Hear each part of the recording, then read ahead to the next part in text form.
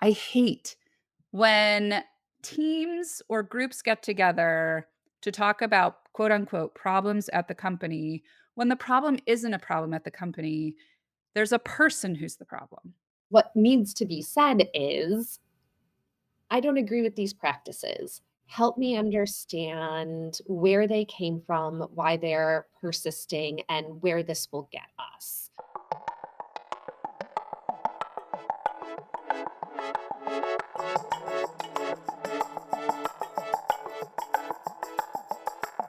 Katie, are you familiar with this candy? Nerds, gummy clusters. I am as of the Super Bowl. So, okay, where do I begin? TikTok. TikTok, I start seeing people eating things covered in nerds, and I was like, okay. And then, what is that effect where you hear and see the thing that you heard about? The Mandela effect. So then I was at the nail salon and people were talking about candy and they're like nerds clusters. And I was like, okay, now I got the name because I had seen it. I had the name. Then I was at the airport at Hudson News because you Mhm, gotta go. You gotta mhm. go.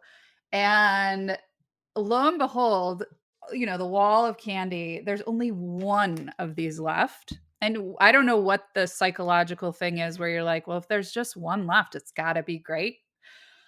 And so I bought it, and I feel like I got sick the first time I ate them, probably because I ate too many, but they are now my family is like, "Well, that's your favorite candy." And I'm like, "I mean, I like it, but it really has caught the world by storm." And it was at the Super Bowl. That's right.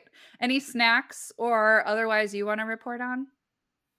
I got nothing nearby except my airborne Oh, yes.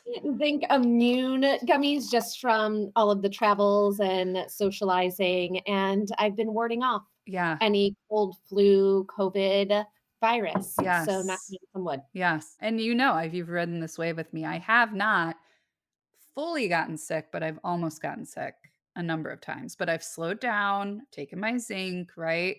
And I think so far, so good. It's good to see you. Good to see you I'm too. excited for a little ask us anything energy. So this question comes from a fan of our work, so much so that they were in a session of ours recently. And they came up to me and pulled me aside and asked me a question. And I've decided to take the liberty of piecing it together in black and white for me to read. I was kind of stumped. Eventually, I think I had an intuition, but I think it's a really good one. So here it is, Katie. I just turned 40. I'm from the Bay Area. I'm a practicing attorney, and I recently became the director of a nonprofit board. The executive director has some questionable practices. Mm. I'm new, he's the founder, but I have no idea how to broach addressing my concerns with him. What do you recommend in terms of pacing and transparency? How do I not just sit with this information and the awareness I have and take action? And I think like behind that is like in a responsible way. So, what I hear is you've got someone who's deeply invested in this organization, the founder. Founders are, I mean, you're a founder, No, right? We're very no. attached, as you should be. And someone who's kind of been around, but in a new position of power. So, sort of like looking at things from a different angle and is coming to some awareness that is a little unsavory, at least for her. So, that's what I see. What do you hear and feel? Yeah, it's, I mean, a couple things are coming up for me. Some really resonate from personal experiences. Others just thinking through elements of ethics and ethical practice, thinking through how do we set ourselves up to effectively give and receive feedback, but also this person has choices, they have agency, and wanting them to be able to make the right choices for themselves, whether or not the executive director takes that feedback and does something with it. I think those are the 3 things coming up for me. Well, I'm gonna ask you another question, and then I wanna hear more about those 3. So, especially we both have experience working in nonprofits, Oh my goodness, yes, we do. and I recently joined a board of a nonprofit. So I would call myself relatively new about, like, sort of knowing, like, the dynamics, that can exist. But I've loved a lot of people who have been on boards, maybe even been chairman of the boards, and there just is a lot to say about, like, the relationship between boards and founders and so is there anything in your experience that you that feels helpful to share? I love we're both smiling. I mean, it's like there should be a reality show were it not for the gravity of the causes that these organizations support, right? Like, I think I couldn't laugh at it on Bravo because it's just there are high stakes. But anyway. Well, and it's high stakes because oh, I have perspectives. I have so many perspectives. I'll put in a plug for a book. It's called The Revolution Will Not Be Funded. Um, Oh, it's yes. about how nonprofits came to be in the absence of government support, for solving these problems that likely need a governmental solution. So it's called The Revolution Will Not Be Funded, talks a bit about the nonprofit industrial complex of which we were both a part Oh, and walked yes. away with some trauma, workplace induced trauma from. Mhm. But I think, I mean, the challenge is the power differential between the board and the executive director, the board and the organization itself. For those of you who are not super familiar with nonprofits, many times if you're sitting on a board, you have to give or get a certain dollar amount every year for that organization. And the last thing anybody wants to do is lose a board member, because of the dollars and the purse strings that are attached to that. Mhm. So, with that being said, one might say that our participant, attendee from a program, today's listener, actually has power, Mhm. and a lot of negotiating power at that. Mhm. With that being said, as you noted, the executive director is also the founder. And I'm not sure what those agreements between the board and the executive director slash founder actually look like. But I would encourage the listener to remember the power that they do have as a member of the board. And part of the reason that they're there is to kind of serve as the person who's constructing the sandbox for the organization to play in and to deliver those services. Yeah. That what comes up for me just in what I know from being on a board and, when I worked at a nonprofit sort of witnessing, you mentioned at the front end of this, ethics. So let's talk about that, and when I think about that, it's governance. So what are, and you and I love, we love a conversation about clarity Yes. and expectations. And, I can definitely get down with ethics, but why don't you share a little bit about when you brought that up, what you was it related to what we're talking about now, or was it unrelated? I think it's all related. It's all interconnected. Yeah. There's global ethics, right? This or moral ethics. What is it's more let me back up. I am just mixing and matching too many words today. Who do I think I am? George W. Bush. Um, Plus, ethics is hard to say. Ethics. Anyway, yeah. yeah. Mhm. So there's morality, there's ethics, there's philosophy, there's lots of different disciplines. But for this listener, what's coming up for me is what is the mission of the organization? What are the values of the organization? And we never want someone to hold a mirror up to us and say, "Hey, I'm doing a check on your ethics. I'm doing a check on your ability to be congruent, to be genuine and authentic, it just feels rotten and puts people on the defensive.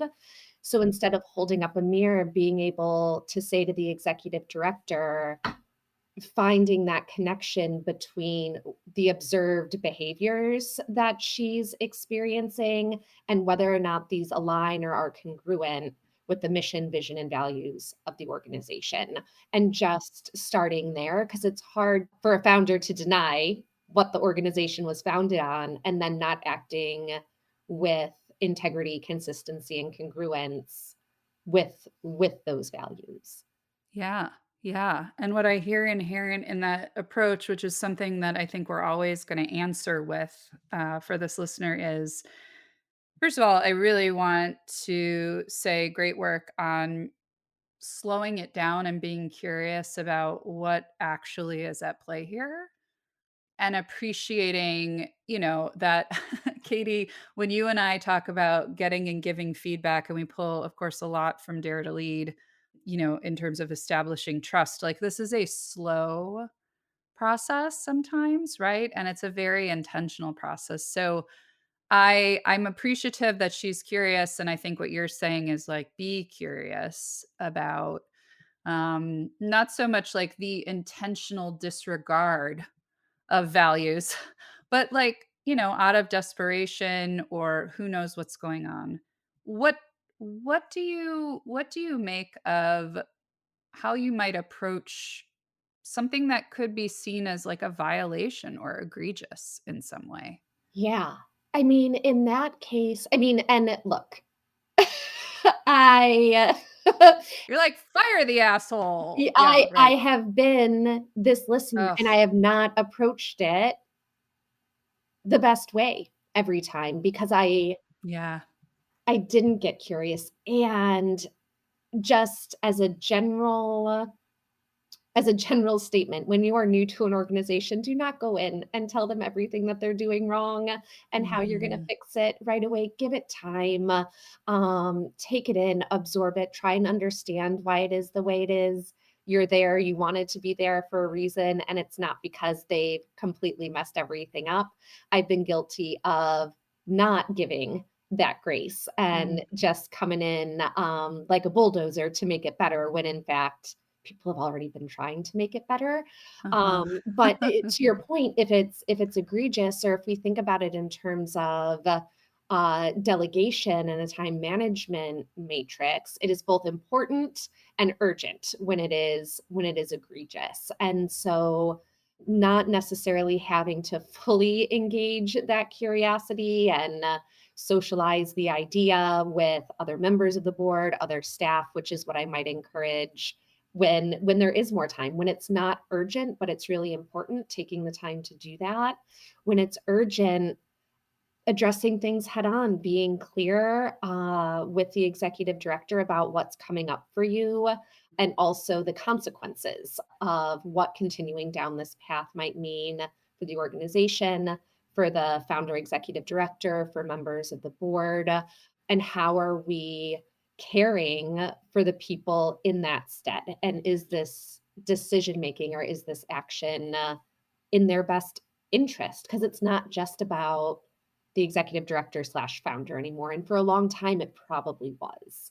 So they might not even be thinking more holistically about decision making because they've never had to. I have so many questions for this listener or participant. What do we we're just going to call you a listener. For this listener, because I wonder a lot about tenure. I wonder about the scale that the organization's growing. I wonder about like fundraising sources and everything like that. But I think the piece that I want to say as a declaration is you have to say something. I don't know that she's necessarily like, I'm not going to say anything, but I can hear in the question the tension of like how to say something. Mhm, She mentions pace and transparency. Like I'm curious about what the relationship is like right now. How long she's been on the board or as the board or the director. Are they at a place where they're, having casual chats and texting memes and GIFs, or are they kind of seeing each other at the quarterly meetings and that's it? I would imagine it's more intertwined. But I think, this gets back to like normalizing a culture that gives feedback. So I wonder for this listener, like, what is this organization's relationship with feedback? Is it normalized? How do you know it's normalized? And then has the founder had an opportunity to get feedback before in a really light, sort of low lift way, right? Like it's just what we do, you know? Mhm, Because if this listener's really facing like a cultural shift that's needed, and I'm sort of going like all the way to that side for a second, part of me really wants to encourage her to like slow it down and get the data. There's a variety of ways to do that, obviously, focus groups, surveys, facilitated engagements, interviews. Um, but I really don't know what this founder's appetite is for that. you know? right. And I also really I hate when teams or groups get together to talk about quote unquote problems at the company when the problem isn't a problem at the company. There's a person who's the problem. Mhm. That isn't being held accountable. Correct. Um, Right.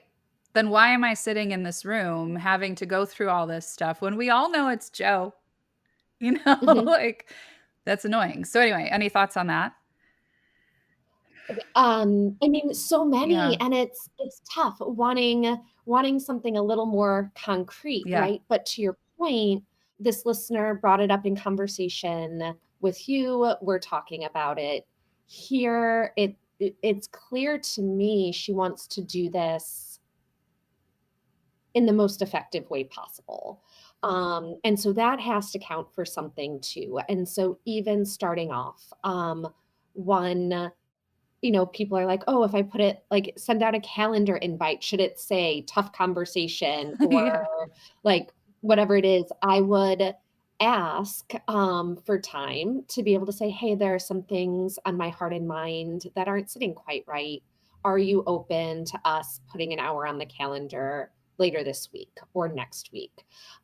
Very difficult for someone to say no to that because you're not saying, "I want to give you feedback." You're Mm. saying, "I have something I need to get off my heart, get out of my head." Mhm. And so it's clear there is a weight and a significance to that conversation. So that person is prepared for it, but still kind of unsure what it might be related to. And when stepping into that meeting, simply sharing, I've been wanting to approach this in the right way. I might make a misstep or two. My intent is not to cause harm. My intent is not to take you down a peg. My intent is for us to have a dialogue and hopefully help get me some clarity so that we can move forward together. And softening the conversation in that way and setting that as the tone can really be helpful because what needs to be said is, "I don't agree with these practices. Help me understand where they came from, why they're persisting, and where this will get us." Um, that is much better received with everything coming before it than just saying, "I don't agree with this." And why are you evil? Yeah. Right. I'm imagining so this is not a role play, but just imagining like I don't sort of the response being like I don't know what you're talking about. Everything's going fine. Mhm. We're meeting all of our fundraising, so the defensive sort of response. Yeah. Part of me I think that's what we're afraid of when we're approaching conversation. I know for me, oh my god, I used to spend a lot of time in this. Now I spend what's less than a lot? It's not a little, whatever's between there. Enough? Enough. Too much still. Still too much time. Like imagine imagining all the things that they could refute with Mhm. and stealing myself for that kind of argument versus what I want to invite this listener to do, which is exactly what you just said, and permission, once you sort of get a read for, like, the absorption rate of this, like, is it 0? Is it 100? To be like, "You know what? Maybe we can try again another time," or, "You seem really frustrated." Like, getting we maybe you don't back out, although I'm giving you permission always to walk out if you need to. But, like, calling in that sort of defensiveness to get curious about it, and this, I think, is where leaders are probably listening, and they're like, "What? You're asking me to be like a therapist. You want me to say, 'Go on, tell me more?'" And I'm like, "Yeah, I do." Yes.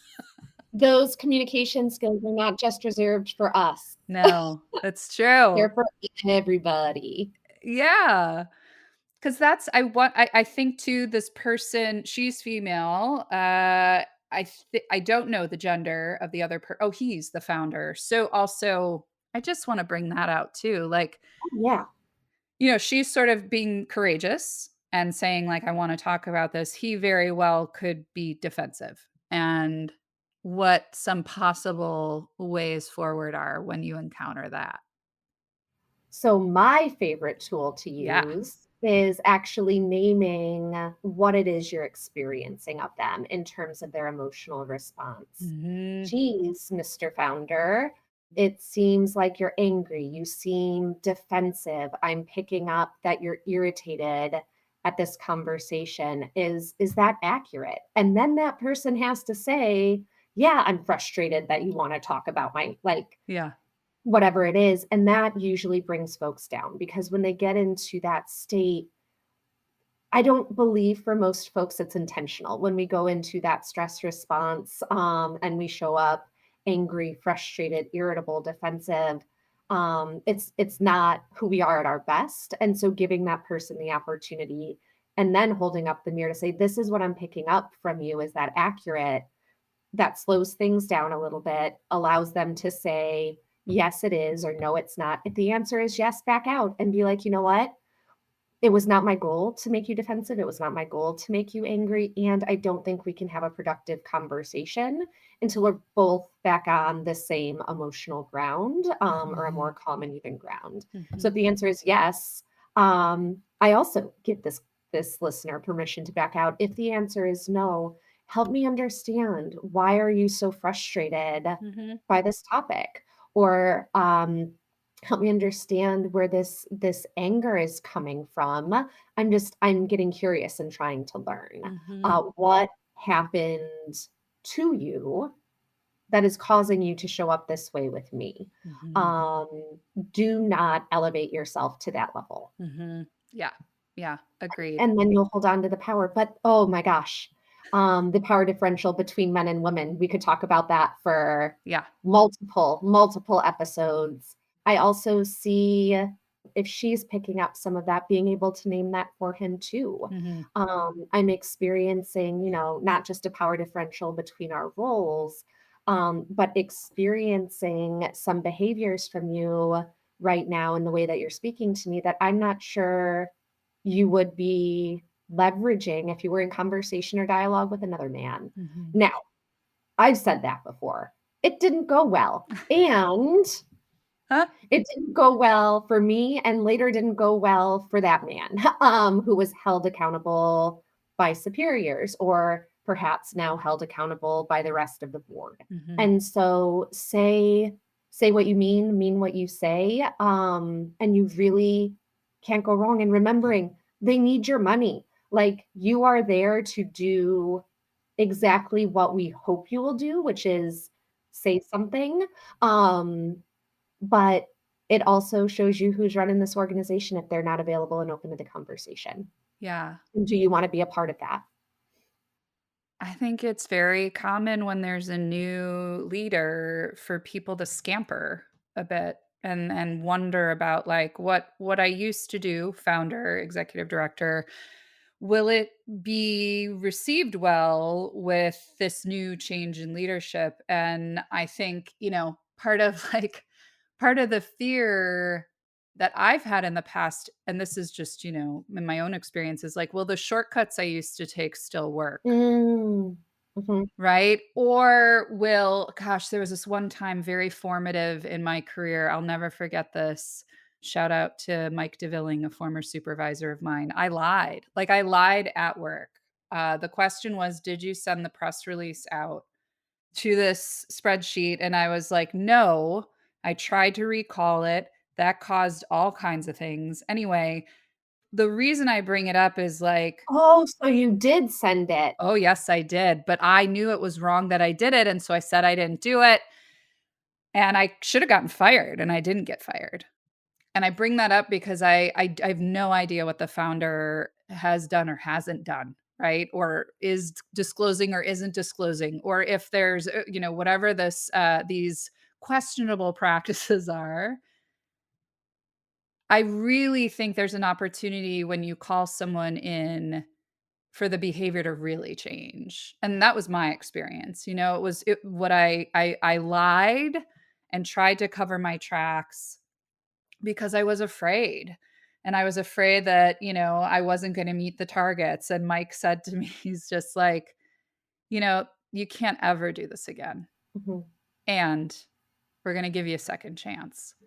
And I gotta say, like, never I mean, I was what, 24, mhm, But even if this founder is 55, 54, whatever, there is an opportunity, I think, to sort of make it better if he receives the feedback and makes a change, yeah, So there's a lot of uncertainty too going into those conversations because I think, you and I, as both managers and leaders, it's like when you give someone feedback, you really want to see that they take your feedback. mhm. So I bet part of what this listener is afraid of is like, well, what if it's just like he doesn't do anything with it? And then what do we have to do? I think the question, Emily, you ask at the very end is important, and it's important that the listener remember their agency and autonomy, that if you give the feedback and it's not taken and it's not integrated and it's just kind of brushed off, you get to make a choice for yourself now. Yeah. The boundary for is not for the executive director when you give the feedback. It's for you and what you're going to do. And so being prepared if the executive director does not take the feedback and does not do anything with it, my question back to the listener is, what is your next choice going to be? Yeah. Are you going to stay on the board? Are you going to try and engage the rest of the board? Are you going to leave? Do you have to report this to some kind of financial agency or to the police? Like, Mm, there are so many other elements here, and so yeah. my question isn't how is he gonna respond, because we can never control that. It's how are you gonna respond in the event that this person does not take that feedback on board?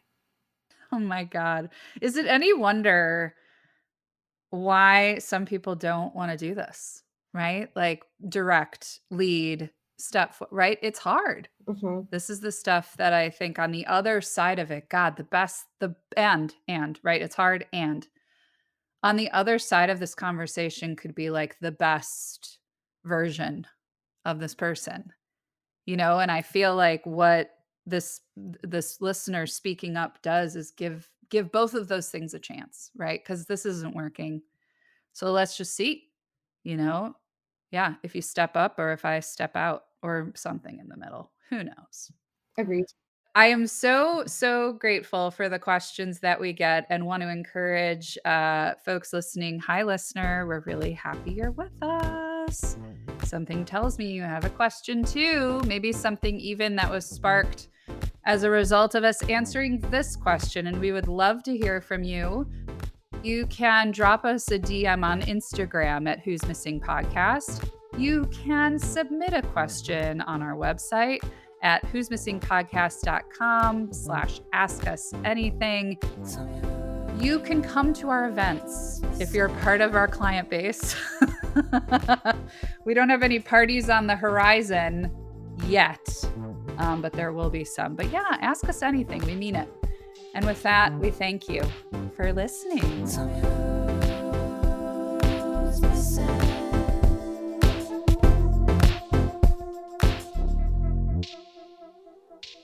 I feel great. I'm ready. I'm fired up.